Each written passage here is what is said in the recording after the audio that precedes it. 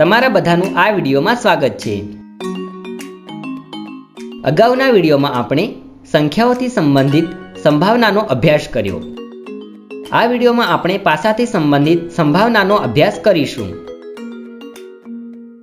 લૂડોની રમતમાં ઉપયોગમાં લેવામાં આવતા પાસાને તમે સારી રીતે ઓળખતા હશો।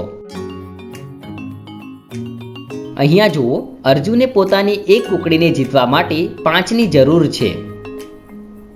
તો શું તમે પાસા પર 5 આવવાની સંભાવના જણાવી શકો છો? ચાલો હવે આપણે આ પ્રશ્ન પર ચર્ચા કરીએ। શું તમે જણાવી શકો છો પાસા ફેંકવાથી આપણને કુલ કેટલા શક્ય પરિણામ મળે છે? એકદમ સાચું, પાસો ફેંકવાથી 1 થી 6 સુધીની કોઈ પણ સંખ્યા આવી શકે છે।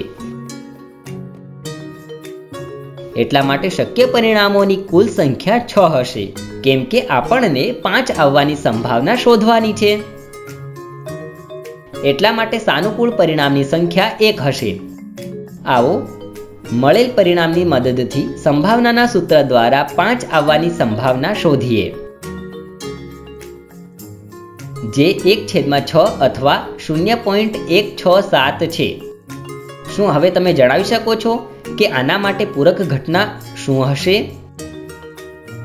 આ પૂરક ઘટનાઓથી સંભાવના શું હશે?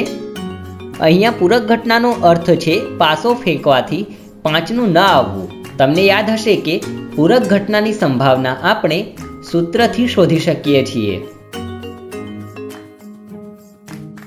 જેથી 5નું ના આવવું આ અથવા સંખ્યાઓ 1, 2, 3, 4 અથવા 6 આવવાની સંભાવના છે।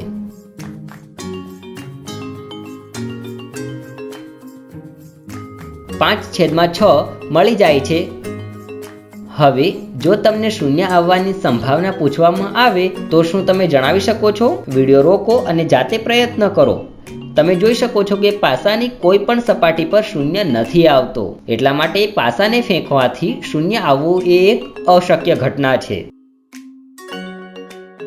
અને આપણે જાણીએ છીએ કે કોઈ પણ અશક્ય ઘટનાની સંભાવના હંમેશા 0 હોય છે। તેથી આ પરિસ્થિતિમાં 0 આવવાની સંભાવના પણ 0 હશે।